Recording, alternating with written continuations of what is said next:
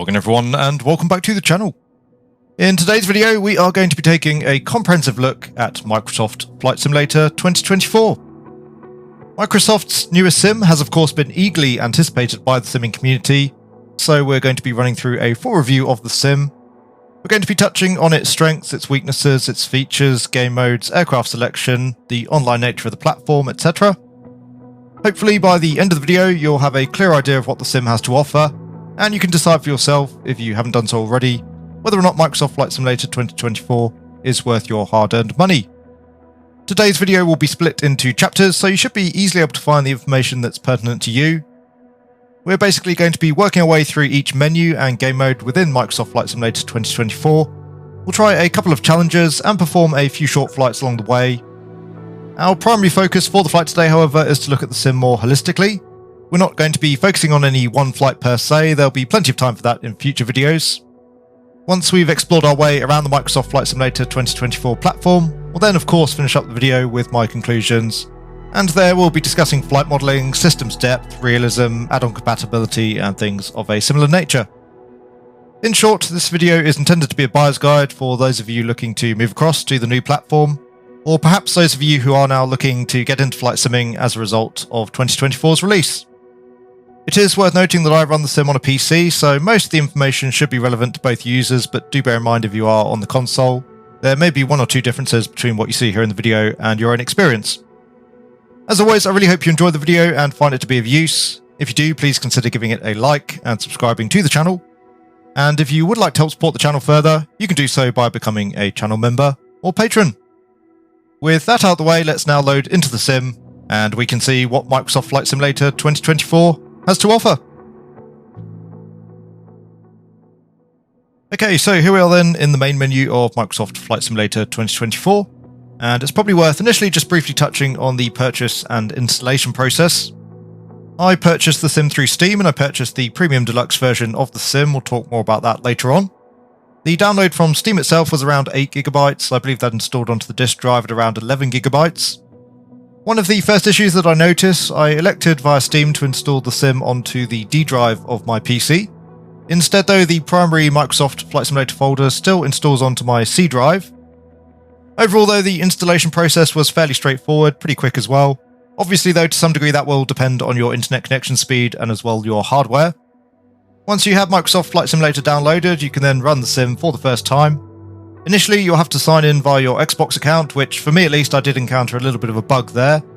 In full screen mode, the mouse cursor is actually hidden, so you have to window the sim. You can click through that way and log in. We'll certainly come back to talk more about the UI experience later on. With that done, you then run through a brief setup process. You set up your sim options, you then work through your avatar creation. We'll take a look at that later in the video. And you're then brought to the MSFS 2024 main menu, which we can now see in front of us. Again then, for the video itself, we're going to work our way through each game mode, as well all of the various options available. So briefly looking at the main menu ahead of time, we have the World Photographer mode, Activities and Challenge Leagues. As well we have the Career mode, the Free Flight mode, and then as well the Marketplace. On the top right corner we have our login ID, we also have notifications and various chat options. As well we have our in-sim options and settings. Straight off the bat, you'll notice there that the Career tab is significantly bigger than the Free Flight tab, and I think that says quite a bit about what we're going to see here from the sim. Overall, for better or worse, the sim certainly has a lot more game elements to it, some of which I really like, and we will of course discuss those along the way. So we'll start then logically with the top tab, World Photographer mode. We'll click on that. That brings us into the World Photographer menu, and from here we can select the site, feature or monument that we want to take a closer look at. World Photographer is basically a small mission set which unsurprisingly has you taking photos of various features around the world. So for example, if we select the first available mission, that is a photo op over the Great Pyramids and as well the Sphinx.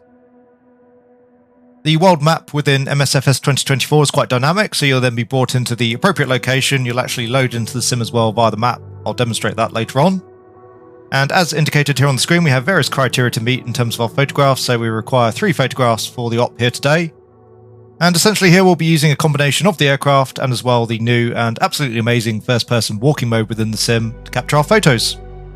So just to very briefly demonstrate the feature, we'll load now into the G2, the Cabri, and we'll head for the Sphinx.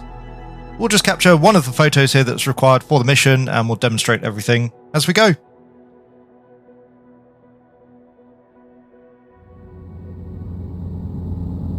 Okay, so the scenario here has us loaded into the Cadbury G2, just out to the west of the pyramid complex. It's fairly late on in the evening here, so the sun just setting down behind the pyramids. We'll see that in just a moment's time as we take our photograph. We're not going to be doing all that much flying in today's video, we'll save that for a later date, but we'll obviously discuss the flying here during the scenarios that we are carrying out. Generally speaking, in terms of Microsoft Flight Simulator 2024's flight modelling, it does feel improved in some respects. It certainly feels much more as though the aircraft are moving through a body of air. But with that being said, most of the aircraft to my mind still feel very lightweight, certainly here the Cadbury does. And as well, quite a few of them feel very tentative on the controls, quite vague at times. I'll demonstrate that a little bit more later on. Anyway, as you can see, we've already completed one photo objective here. We're going to recreate that objective again, so we'll set the Cadbury down, and we're going to head out on foot and go and take a picture of the Sphinx. The ability to walk around in the sim, again, for many might seem a little bit gamified, but personally I think it's a really cool feature, especially since the world looks even more beautiful and is even more interesting to explore now. So we'll just carry out a pretty rough and ready landing here in the Cadbury. As you can see, the lighting in the sim often looks amazing. There are times though where, as you saw when we were approaching the pyramid complex, things can look a little bit cartoony, perhaps even more so than Microsoft Flight Simulator 2020. We're not going to worry too much here about the landing. Nevertheless, we'll try and put the Cadbury down in a reasonable fashion and in somewhat of a clearing. And you can see the detailing on the ground here is just absolutely amazing, and that is not unique here to the custom scenery. The level of detail throughout the world here really is that good, which is pretty amazing. Okay, so there's touchdown, just very rough and ready here. We'll just kill the engine. So to come into first person mode or walk around with the avatar, we can hit Shift C. And you can see we are now outside the aircraft. Again, a really neat little feature overall. So we'll head for the Sphinx. You can walk around. Obviously, you can choose your own key assignments. I'm just using WASD. And again, a really immersive feature. Amazing detailing here as well on the sim, particularly with the ground. I think that's really improved. Okay, so nicely positioned. To come into photo mode, we'll hit Shift V. And as you can see, we're now able to move the camera around. Just position the picture here so that we've got something reasonably nice, and then we can hit space. That'll take the picture. Pictures all save into the sim, which again, really nice. And as you can see, we've completed Objective 2 there with our picture of the Sphinx. So overall, quite a gamey aspect again of the sim, but I actually really like the feature. I think it's a good excuse to go and explore different parts of the world that you may not have otherwise seen. It also encourages you to explore the scenery more. You can save memories of your flights along the way. And I think as well, just adds that little bit of extra immersion to your adventures, how it's built into the sim. Okay, so back to the main menu page once again. This time we're going to be taking a look at the Activities and the Challenge League tab. To some degree, the two tabs share quite a lot in common. So starting then with the Activities tab, from here we can carry out flight training. There's also race options, low altitude flying challenges. We also have landing challenges, which I'm sure many of you will be familiar with from the previous sim. And finally, we have a Red Bull air racing option that seems to be locked currently. Same as well for the National Championship air races. The air racing was a previously paid piece of content, so I imagine the Red Bull air racing may well be as well. We also have discovery flights and custom content, which is essentially mission packages created by other developers. So starting with the flight training, we're not going to run through any of the lessons. This seems to be pretty much a carbon copy from MSFS 2020. Generally speaking, I find the tutorials within Microsoft Flight Simulator are okay. There is enough to take you from the very basics up to a reasonably competent level. Certainly though, there is nowhere near as much depth, nowhere near as much guidance as we saw from previous versions of the Microsoft Flight Simulator franchise. Lots of topics though are covered with the training. We have, for example, here basic handling, takeoff and landing. There's also IFR training. You can learn the basics of gliding or operating in mountain environments. And the lessons are laid out very clearly, very methodically. So for example, breaking down basic handling here, we have sim controls, aircraft essentials. You'll also learn about attitude, turns, power setting, trim management, and ultimately the training here culminating in a maneuvering test. Once more, the training is not going to turn you into a simming pro, but it will give you the basics, and certainly if you are new to flight simulation, it's a great starting point. In terms of the rally race activities, there are a couple to choose from. As you can see, we can fly the iconic Mach loop as an example. We'll be taking a look at one of these such races later on. Similarly, for the low altitude challenges, we can fly through the Grand Canyon or the legendary Sidewinder route. And for the landing challenges, again, I'm sure most of you are familiar with those. They are a series of challenges in various different aircraft based all over some of the more challenging runways of the world. This time we also have the inclusion of precision landing challenges. Not a whole lot to choose from there at the moment, but we have Kruger Park, Lukla, Orlando, and the Needles. The Challenge League tab gives us what seems to be a series of weekly challenges. From here you can attempt the various challenges, earn a series of points per challenge, and put yourself on a global leaderboard. Overall, I think that's a really nice idea. I like the competitive element. I do hope though that Asobo keep on top of things and update the challenges regularly. We had similar functionality initially with Microsoft Flight Simulator 2020, and that did seem to be allowed to somewhat fall by the wayside. Anyway, just to demonstrate one of these such challenges, also cover off military jets within the sim, we'll try the Grand Canyon low-level run. So we'll load in there, we'll complete the course, and we'll see how we go.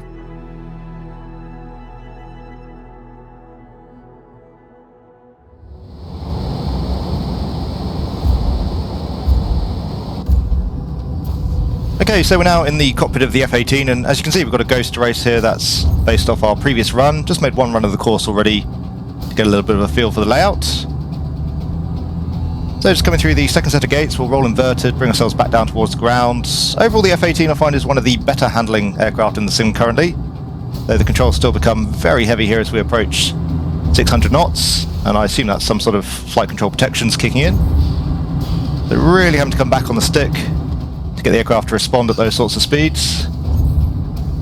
And you can see we're still nicely up here on our time, nearly 2 seconds up now. So back to full afterburner. Again though, the aircraft feels very lightweight, it doesn't feel as though there's much to it, albeit the control response does feel much more reasonable than I felt with the Cabri.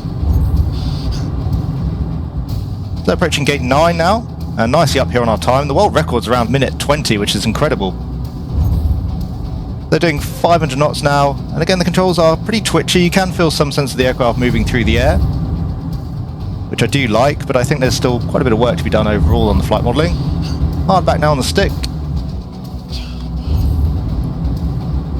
And approaching now gate 13. So full afterburner, nearly 5 seconds up now, so doing quite well on our run. It's always quite hard to describe the flight model, especially in real time, and even more difficult to demonstrate, but hopefully you can get some sense here that the aircraft is a little bit twitchy on the controls, especially for a fly-by-wire aircraft. Obviously it is one of the default flight models, so not necessarily expecting amazing things. But I think, as I said, it is actually one of the better handling aircraft currently in the sim. We'll look at some of the less impressive aircraft later on during the free flight phase of the video. Now though, as you can see, this time we clocked up a time of 146.9, and overall showing number 1 there on the weekly leaderboard. I'm not sure whether or not that relates to the challenge. As you can see, the world record there is significantly higher.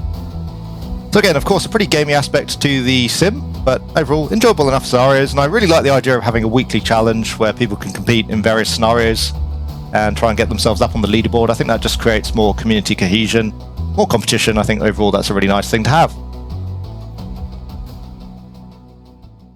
So next we're going to be looking at the career mode tab. Once again, as I mentioned, you can see that is by far the most conspicuous tab, which I think gives some hint as to what Asobo intends the average user to do with the sim.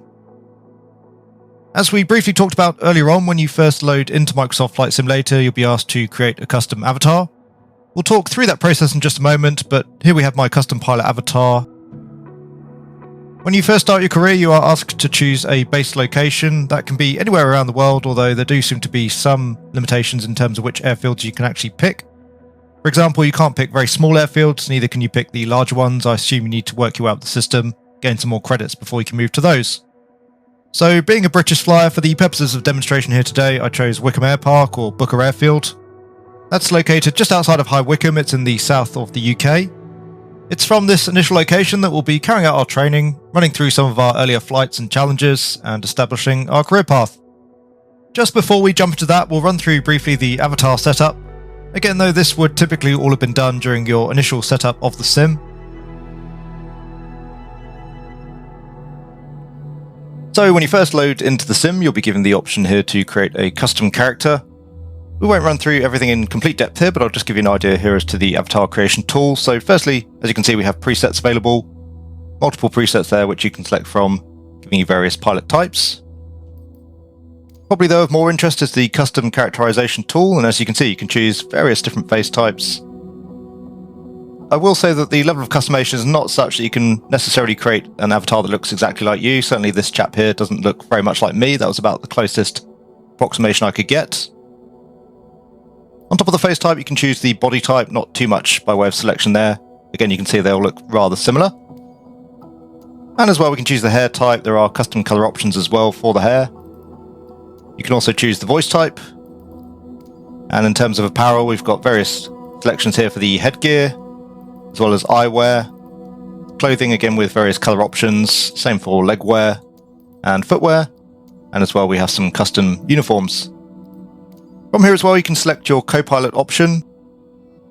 Again, various pre-created options there. One issue I do have with the new avatar tool, unfortunately at the moment it seems as though you can't now change the avatar on the fly. So for example, if you load in one flight with a commercial jet, you'll obviously want commercial passenger uniforms. If you then switch straight across to, for example, a fighter jet, you're going to have to come back into the menu here and reselect an appropriate avatar before you head out again in the aircraft. Overall, personally, I do think the tool is a nice feature to have. Obviously, it is another gaming element of the sim. My only real issue with it at the moment, it would be nice to see more customization options, particularly for the face type. Again, I found it very difficult to create an avatar that looks anything like myself, and I'm sure that would probably be the case as well for many of you. Anyway, again, a nice, albeit probably quite unnecessary little addition to the sim, but as I say, for many of you, I'm sure the feature will be of interest.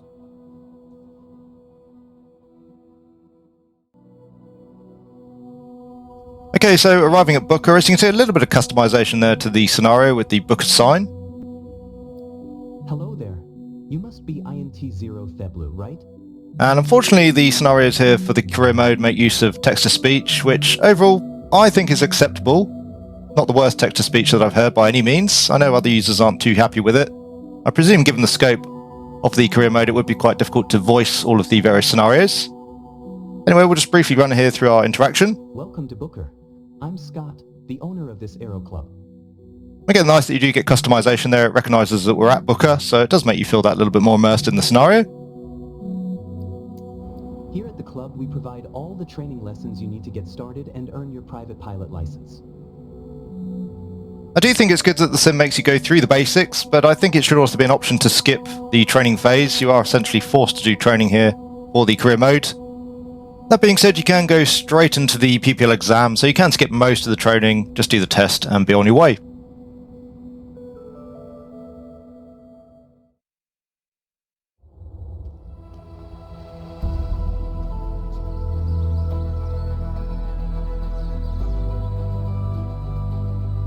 It's time. Your first ever check ride.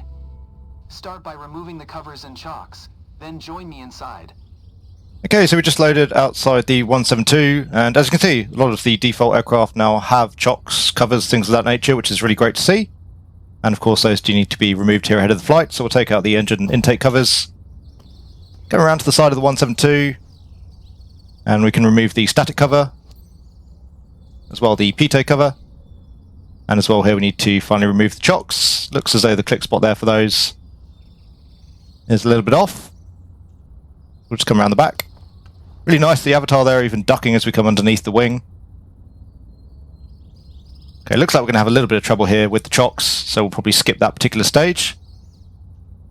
Just before we get into the aircraft, once again worth noting, overall the scenery is excellent. The AR traffic as well, much improvement over Microsoft Flight Simulator 2020. As you can see, the AI models much better than they were previously, much higher detail, and generally much more appropriate as well to the airfield in question. Whilst we are at a default airfield in this particular case with Booker, overall again the scenery is just highly immersive. I really like what they've done with the grass as well, the trees, and overall things just look that much more true to life. So we'll have one more go here at removing the chocks. Looks like we now can do that, and we'll head into the aircraft. Okay, so we're on board. The scenario wants a Control-E startup. I'm not sure we've ever actually done one of those here on the channel, but we'll run with the scenario. So Control-E. I probably lost about 100 subscribers there just by doing that. Your goal is to complete a left-hand traffic pattern, respecting the flight path and all required speeds. Rely on what you have learned in your trainings and you'll be fine.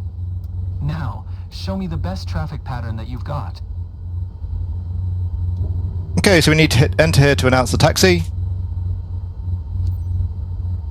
Wickham traffic I'll take the part brake off. Tango Alpha Bravo Juliet is taxiing to runway 24. And as you can hear, the ATC in terms of the voice quality, much the same as it was in 2020. In terms of functionality itself, we'll talk more about that later on. So we're heading out to runway 24 for our PPL test here. All we need to do is complete a standard traffic pattern, which is significantly easier than the real-world test. And 500 foot here above sea level, so we'll be completing the pattern at 1500 feet. The scenario here for the next mission step is to stop and hold short, but actually the marker there out on the runway, so it's really more of a line-up clearance.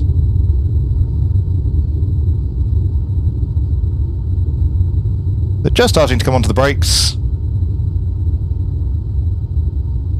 And we'll bring the aircraft to a stop.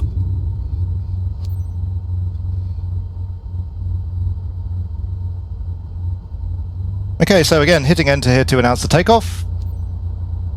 Wickham traffic Cessna Golf.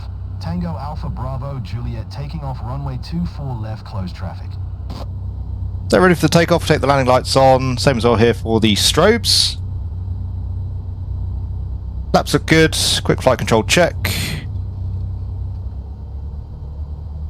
So initially climbing runway heading out towards 500 feet here on the upwind. And we'll just take the aircraft here on the roll. So coming all the way through to full power. There's 2400 RPM, temperatures and pressures look good. The aircraft feels reasonable on the takeoff. I wouldn't say significantly different from 2020, still pretty light on the rudder. You can see there as well the wing just starting to get picked up a little bit by the wind. And again, very lightweight on the controls overall, not needing much input there at all to get the nose up. So we'll climb around 70 knots, straight ahead, up to, again, 1,000 feet initially. Go on the altimeter. Just waiting here till we come up through 300 foot above the ground, which we now are. We do have a positive climb, we can bring up the flaps. And we'll maintain around 70 knots here in the climb. Just approaching 500 feet, so ordinarily now, looking to turn to crosswind. It looks like the sim's got that pretty nicely. And maintaining about 15 degrees here on the angler bank. We don't want to overbank the aircraft at low speeds, especially low down towards ground. So 90 degree left turn, come onto our crosswind leg. And overall the sim actually makes the whole test and scenario quite a lot easier here, having the marker points. You're not even really required to keep visual with the runway and therefore fly the traffic pattern visually. I'd say right now ordinarily we're looking pretty good here in terms of a crosswind, and indeed the sim has that pretty nicely again. Now for our downwind we're probably going to be just a little bit wide. And also just getting a little bit high, we want to maintain 1500 feet. And now good on the speed, so we'll come back towards 2200 RPM.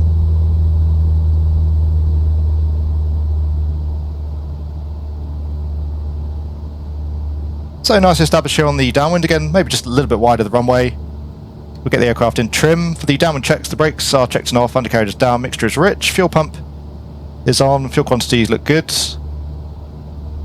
Hang lights are on, flight instruments are checked, harness is secure. And we are now good on our 1500 foot. Tracking out towards the downwind, trimming out the aircraft. As I mentioned with the Cabri, it does feel much more fluid in the sim overall. But once more, the 172 doesn't feel like it has a whole lot of weight to it in any way, shape or form. At least though with most of the default aircraft, at least the ones from 2020, the controls do feel pretty sharp. So turning now onto base, there are certain other aircraft in the sim which are effectively default but made by third-party developers, and they feel really rather peculiar on the controls.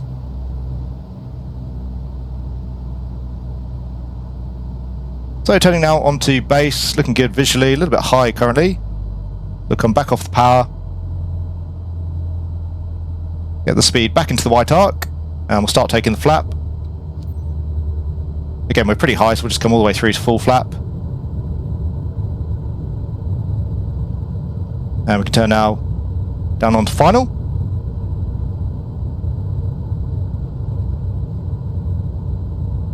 So pitch is full fine, undercarriage is down, flaps are set. We'll announce our position. 500. Just waiting there on the audio associated with the call. Wickham traffic Cessna Golf, Tango Alpha Bravo Juliet 1 miles northeast 900 feet inbound to land runway 24. And we'll call final, a little bit late there.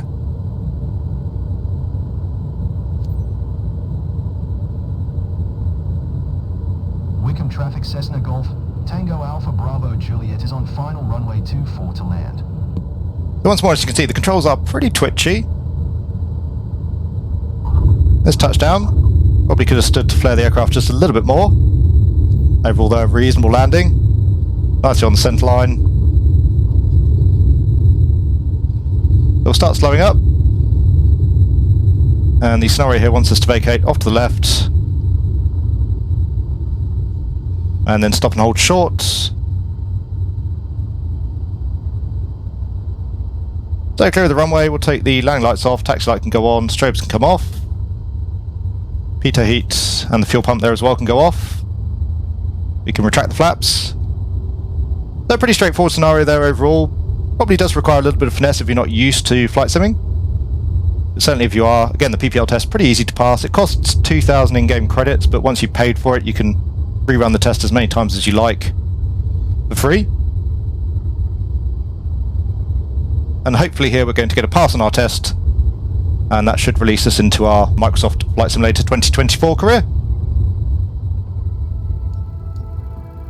Okay, so we passed the test. Overall we got a pretty decent score there. 100% on the traffic pattern, 100% on the traffic pattern path, as well 100% on the taxiing path. Aircraft handling, a little bit of room for improvement there. I will say again, the aircraft do feel pretty twitchy on the controls, so making my excuses, but it does make fine adjustments of the aircraft flight path as well. Again, I think we could have improved that flare, but the aircraft are a little bit fiddly to fly currently in the sim. Anyway, that's our PPL passed. We got an A grade, so that's good to see. With the test now complete, that should allow us to open things up in terms of our career, so we'll head back to the office and we'll go and see what's available. So, of course, if you are new to the sim, it's probably better that you do run through the training ahead of taking the test. But for the sake of the video here, just jumping straight into the PPL and thankfully passing. With the test now complete, your career options do open up just a little bit, but you've still got to do quite a lot of hour building, quite a lot of experience building before you can really start to fly some of the more impressive jobs. Unfortunately, given the amount of time and the scope here of the video, we don't have the opportunity to work our way, of course, through all of the various career paths. But briefly demonstrating to you here the career ladder, and as you can imagine, many of the missions will be the sorts that you saw during the introduction video, so there are all sorts really: commercial flying, rescue operations, medical flying, as well there's banner towing, crop spraying, so really there is a pretty vast career path available in the sim, and although it is a more gamey aspect of Microsoft Flight Simulator 2024, I think it's a really nice aspect of the sim. It certainly adds a lot more longevity to the platform for the average player. And it certainly adds some interest to the flying. It gives you reasons to fly, explore different parts of the world. Early days though, you are going to be carrying out fairly basic flight missions, so for example ferry flights, sightseeing, you can also carry out cargo transport, aerial advertising, things of that nature.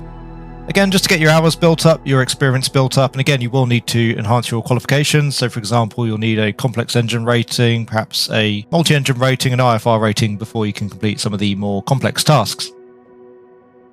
We're not going to fly any of the missions specifically here today. I don't think that would add too much to the video. They are pretty similar here to what you just saw with the PPL test flight. Overall though, I think that Asobo have done a good job of padding out the mission feature. So for example, coming here to the map, we can pick various missions based around Europe. At the moment, only one mission available for us in the UK. And I really wanted to just briefly touch on the mission, just to demonstrate the level of immersion that really Asobo have built into the whole process. So first things first, something that I found very interesting, and this could just be a fluke, but the mission here has us carrying out a sightseeing tour with a couple of passengers to Henley-on-Thames.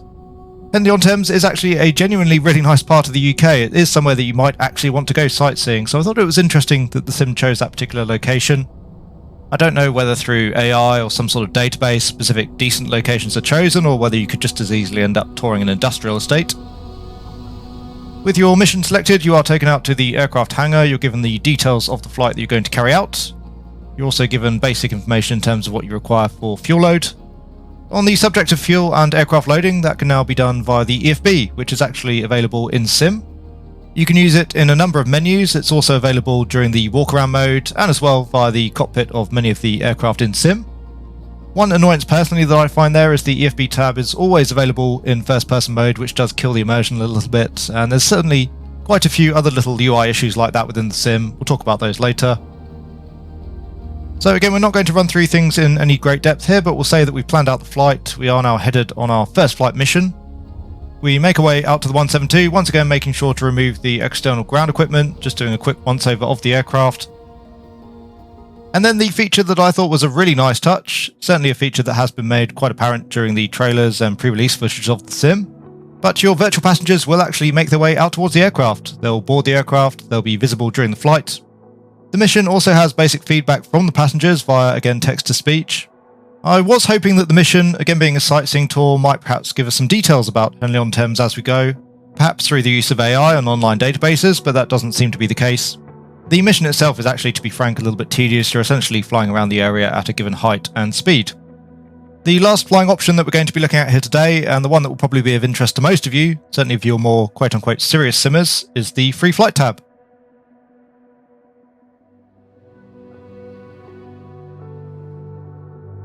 The Free Flight functionality, I'm sure, is familiar to most of you. It's very similar to what we saw with Microsoft Flight Simulator 2020. As per usual, you have the world map. You can select your aircraft type, pick a starting and arrival location should you so wish, and you can also adjust the flight conditions and time.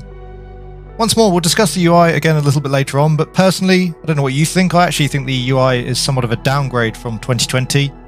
I don't really like it. I find it a little bit more fiddly to use, and I also think it actually looks a little bit unfinished.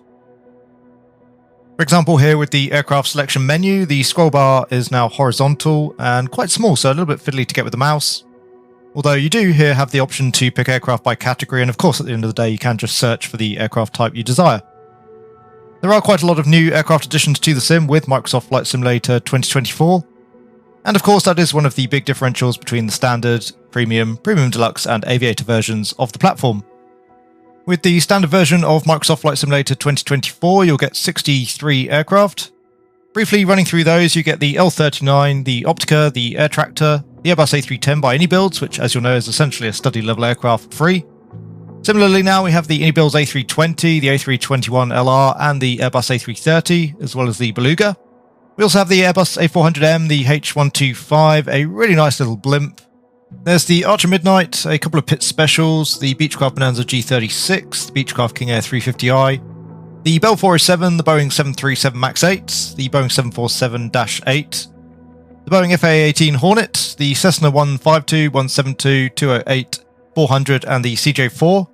There's a Hawk Arrow 2, the Cirrus Vision Jet, the Cubcrafters X-Cub and NX Cub, the Curtiss Jenny, the TBM 930, the CL415, the DHC-2 Beaver and the DHC-6 Twin Otter, the DG-100 and LS-8 gliders, the Diamond DA-40NG, the DA-62, the DC-3, the Draco X. We also have an air crane, an extra 330, the A-10 Thunderbolt 2, the Flight Design CTSL, the Grumman Goose, the Cadbury G2, the ES-30, there's two types of hot air balloon, there's the H-4 Hercules, the Spruce Goose, the Icon A5, the Jetson, the VL3, we have Joby Aviation's S4, the MXSR, we have the P51 and the North American T6 from the Reno Air Racing Pack previously. We have the Pilatus PC6, the PC12, we have a Sky Rascal, a Cap 10, the DR400 Cadet, an R66, the Spirit of St. Louis, the S12G. As well we have the Volocopter, the Wright Flyer, the Edge 540 and the Savage Cub. So quite a few aircraft there that I'm sure you'll recognise from FS 2020. There are though many new additions to the sim as well. And many of those additions have been created by third-party developers, so some of them done to a really high standard. At this point in Microsoft Flight Simulator, it's probably fair to say that we have a decent handful of study-level aircraft out of the box, which is unprecedented for any sim. For the deluxe edition of Microsoft Flight Simulator, we also get an Albatros G111, the Beechcraft Baron G58, a Cessna 152 Aerobat. We also get the Steam Gauge 172, the 188 Ag Truck, the 404 Titan, a 404 Sky Courier, the DA40 TDI, the DV20 and the Seastar. For the Premium Deluxe version of the sim, we get an H225, the C90 Beechcraft King Air, 747-400, the 747 Dreamlifter, a 787-10. We also get the C17 Globemaster, a CH-47D Chinook, the Cessna Citation Longitude, the Cirrus SR-22, a Pilatus PC-24, the Pipistrel Taurus M, the Pipistrel Virus, and to finish up we have the Saab 340, the Savage Norden, and the Shock Ultra. Finally, if you choose to go with the Aviator version of the sim, you'll get all of the previous famous flyers, local legends that came with Microsoft Flight Simulator 2020. Personally, I elected not to go with the Aviator package, as I own most of the add-ons previously and I believe they will carry across to 2024. So overall, a vast selection of aircraft available with the sim, more so than we've seen from any other sim, I think it's fair to say, previously. It is though just worth noting that the level of quality between the various aircraft can be significantly different. There are many former payware aircraft included, some really high quality offerings from payware developers. There are also though some aircraft that are pretty rough around the edges and perhaps don't really meet the standards that we're expecting from the sim. Once again, with your aircraft selected, you can adjust the load of balance via the EFB.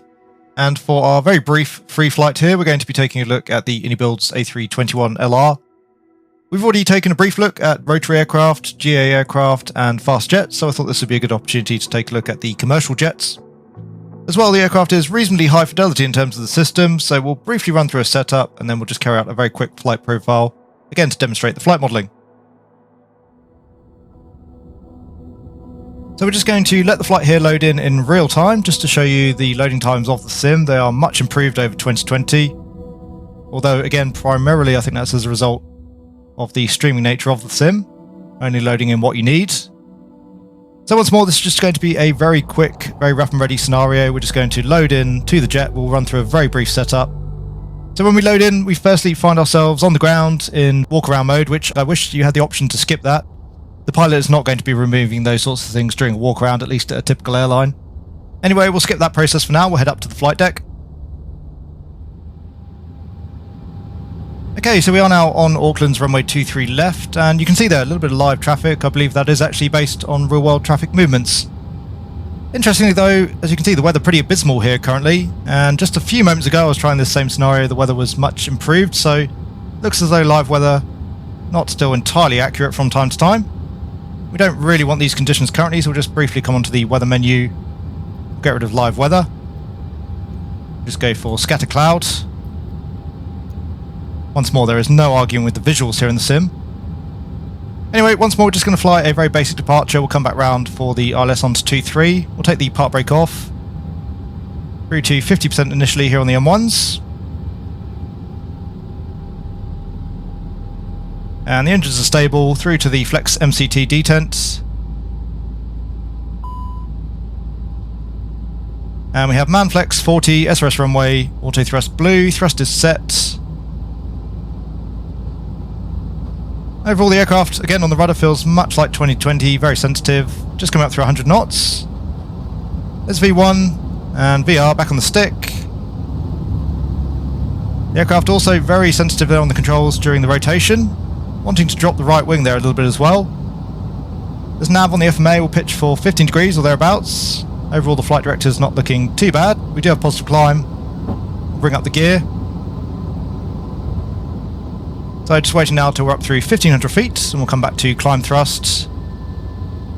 Once we come there through the first waypoint, we should come back into heading, which we now have, pitching the nose down. And there's thrust climb, open climb heading. Through S speed, we'll retract the flaps. And we'll just pull here for speed, keep the speed back. Doesn't look there as though the auto thrust is responding, not quite sure why that would be. It was a pretty quick rough and ready setup, so that could be user error, although I don't see anything immediately obvious as to why that wouldn't be working. We'll just use manual thrust here for the rest of the flight. So once more, the aircraft a little bit sensitive there in rotation, and generally quite sensitive in pitch. Feels a bit better in roll. It doesn't though either way feel particularly like an Airbus aircraft, I have to say.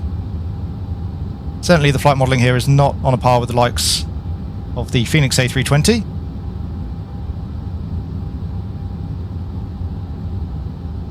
So back up on the thrust, we'll just maintain green dot for the time being. 2,500. And the aircraft in a little bit of descent, we'll just level off again. It doesn't feel as though the fly-by-wire is really doing its job here in terms of keeping what we set. About 2 miles out now from the field, so that's pretty good in terms of spacing. That'll give us plenty of room to get turned around again for the ILS. We've got gear up, flaps up. We'll leave the spoilers armed. We're obviously going to be arming those up again very shortly for the landing anyway.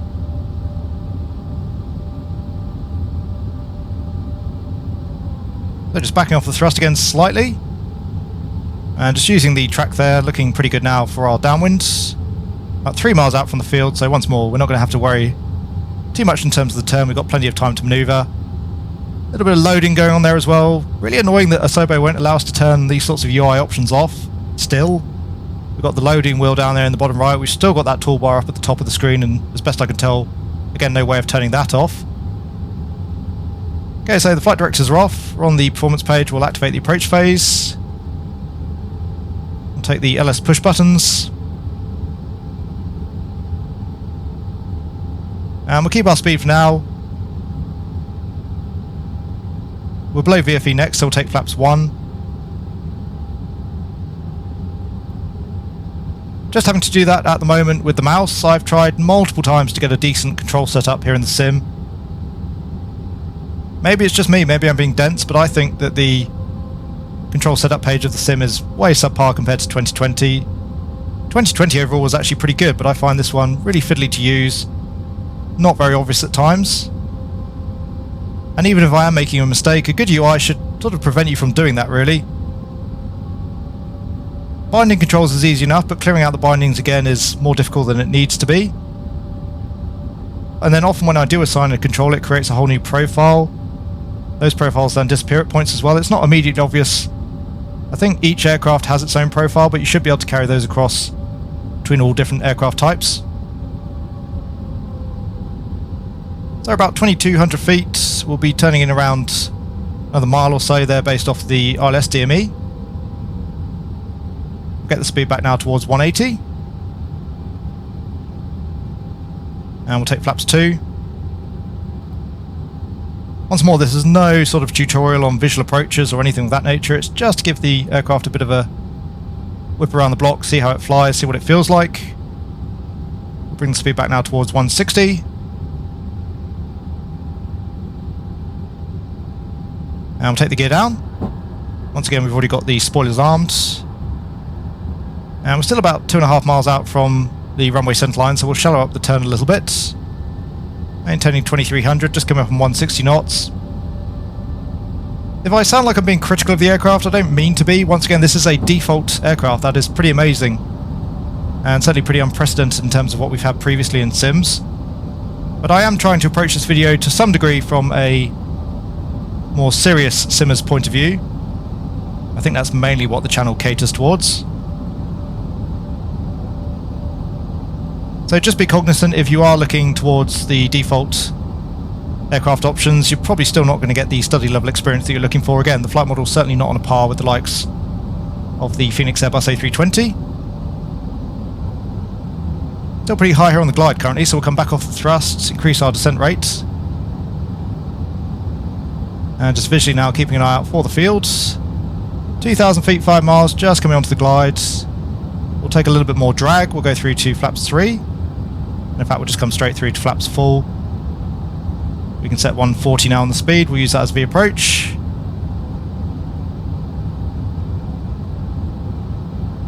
Okay, so good on the speed. Just coming back onto the glide slope, a little bit high there in terms of our vertical speed, but we'll correct that momentarily. Overall, the aircraft is not unpleasant to hand fly. It doesn't have any particularly unusual behaviours, and that's really, for me, what I'm looking for in a sim. At least with these sorts of aircraft. I just don't want it to do anything particularly poor. I don't know quite what happened there with the auto thrust. 1,000. But again, that could have been something that we did during the setup. So check 1,000. We are stable. Certainly, though, for the average simmer, and more so for the average Microsoft Flight Simulator user, this aircraft is very detailed and much more in depth than you would probably want to start with, at least. So it's probably a nice stepping stone between the default A320. You got this and the AnyBuild 320, and then of course you got the Phoenix A320. For me, that's quite clearly still the king at the moment. So 2 reds, 2 whites on the Pappy. Runway's clear. Let's get ourselves back on the glide. But overall the aircraft pretty easy to hand fly, and it doesn't actually feel as bad here on the approach as it did during the departure. It feels a little bit heavier now. 400. It still doesn't feel like an Airbus fly-by-wire aircraft, but it more or less feels like a commercial jet. 300. Once again, loading. It's little things like that that really makes me sad, because I really want to switch to 2024, and I'm sure that I will, but 200. you don't get that nearly as much with 2020, with it being less of an online platform. And if I could just turn that off, it's not as though you visually noticed any loading there going on in the sim, 100. other than for the loading wheel. 50. Anyway, I'm digressing a little bit here from the purpose of the flights. 20. Back off the thrust levers. Retard. A little bit hard here to see the runway markings. Retard. For what it's worth, I do have the thrust levers all the way back. There's touchdown. I don't have anything assigned here to reverse thrust currently. And again, you can see the aircraft really twitchy there on the rudder. Trying my best to keep things smooth. Also quite a short draw distance there on the tyre markings. And once more, quite a few traffic movements here in Auckland, which is really nice to see. Don't be fooled too much by the Air New Zealand livery there. That's not so much of a function of being in Auckland as it is one of the few real-world liveries currently available in the sim. Anyway, bringing the aircraft to a stop. Once again, please don't take that as any sort of demonstration of flying an Airbus, but it hopefully gave us some idea as to the level of depth here that you're going to get with some of the more sophisticated default aircraft. So far as the in-sim marketplace goes, once again that will be available with Microsoft Flight Simulator 2024. At the moment the marketplace isn't available, however when you load into the sim it does state that your previous purchases will be carried across into the new platform. So as before, you'll be able to purchase aircraft, sceneries, liveries, things of that nature, and of course this is going to be of most importance probably to users on the Xbox. One aspect of Microsoft Flight Simulator 2024, which I'm sure many of you are aware of, for the most part the sim is actually an online experience. You do download some basic files, but most of what you're using will be streamed live. As a result, you will need a decent internet connection to run Microsoft Flight Simulator 2024. If you don't have one of those, you really need to stick with 2020. With the online nature of the platform, I think it is really worth considering as well whether or not that is of interest to you. We've already seen, of course, with the launch of the sim, which to be fair is an unusual condition, but the servers were down and as a result the sim was unflyable for many people. And that will always be the case. If the servers go down or you have an internet connection issue, you will not be able to use Microsoft Flight Simulator 2024. To my mind, that's not a desirable position to be in. Again, I would like the opportunity to install at least more of the Sims content onto my PC. FS 2020 is not particularly brilliant without an internet connection, but it is certainly still a usable sim. It does mean that now more than ever, Microsoft's Flight Sim only has a shelf life for as long as Microsoft are supporting the servers. Touching on the last few tabs of sim functionality, if we click on our Xbox Live user ID, we'll be brought to our pilot profile overview. That gives you details of your achievements within the sim to date. So time spent within the sim, distance covered, various awards that you've received.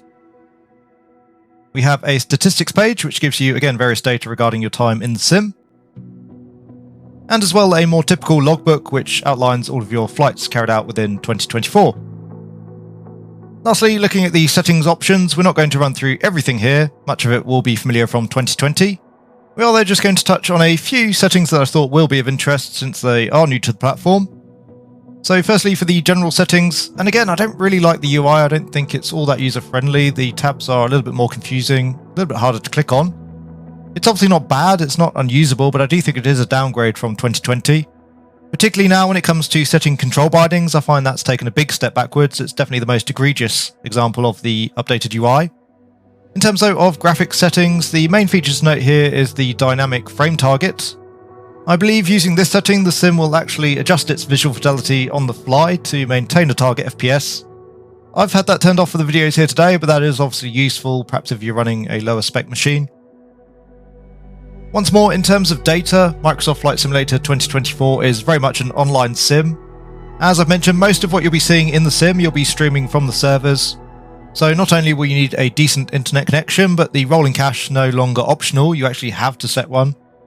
I believe the default is 16GB, for no particular reason here I've elected to go with 50.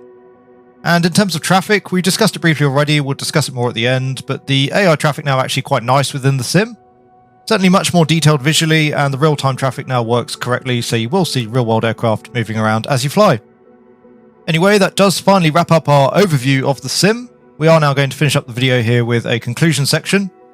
So we'll briefly talk about pricing, aircraft selection, flight modelling, graphics, scenery, performance, aircraft systems, as well the weather engine, the various tutorials available, default ATC. We won't really discuss VR, it's not something I have set up currently on my PC.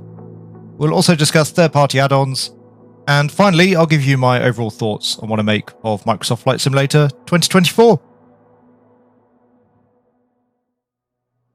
So to conclude, starting with the pricing of the sim, obviously that will vary significantly depending on which version of the sim you buy and in which part of the world you purchase it.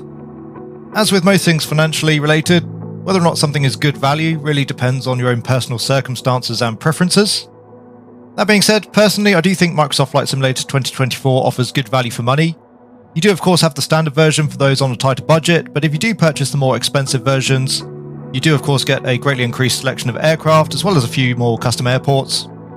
And certainly if you factor in the cost of each of those individual aircraft that you're easily getting your money back. As well, the sim is priced competitively versus the likes of X-Plane 12 and P3D. In terms of aircraft selection, not a whole lot to say there really, we've already covered that off. There is an abundance of different aircraft options and types available with the sim. Whatever you're into, whether that's commercial jets, military jets, GA aircraft, gliding, even some of the quirky modes of air transport, so for example you are catered for with hot air balloons, electric aircraft. Again, whatever your thing, Microsoft Flight Simulator 2024 certainly has you covered. And as mentioned previously, you also have a number of quote-unquote study-level aircraft available straight out of the box. On that note, in terms of aircraft systems, again you have the A310, the A330, the A320 and 21, all of which are AnyBuild's creations and certainly very much done to a standard that you would expect from a payware aircraft. And certainly up there in terms of systems fidelity. It's not just the commercial jets though, there are also a number of other aircraft types included within the sim, which offer pretty high systems depth. For example, there are a number of default aircraft with working circuit breakers. There is, again, a significant disparity between the worst aircraft available in the sim and the best, and that goes with regards to systems fidelity, flight modelling, aircraft sounds and visuals. And do just bear in mind once again, these are default aircraft. This was unimaginable just a few years ago. So although these days we do set our expectations very high, I think we're pretty spoilt these days within the simming community. Next, we'll discuss flight modelling a little bit more. Unfortunately for me at the moment, as I've mentioned, and I don't know if I'm on my own on this one, but I'm actually not a huge fan of how most of the aircraft feel to fly in the sim currently.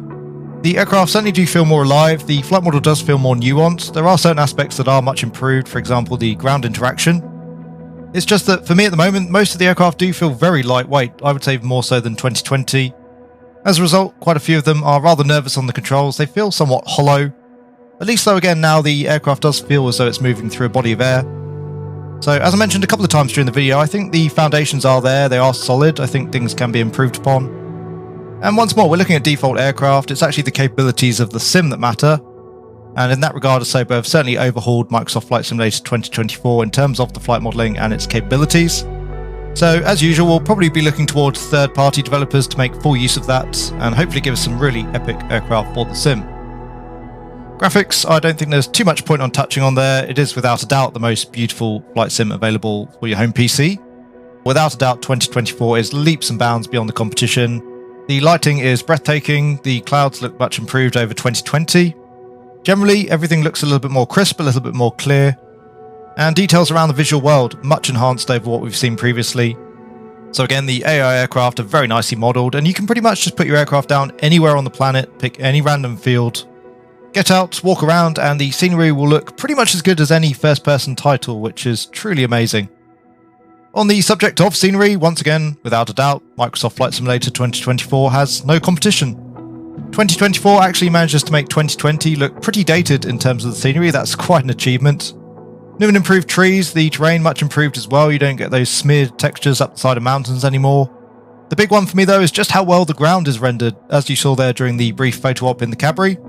that is not specific to the scenery. You will see that level of detail throughout the Microsoft Flight Simulator world. So at this point, it is really starting to feel like you have planet Earth on your home PC, available and ready to explore. I think for that alone, the asking price of Microsoft Flight Simulator 2024 is well worth it.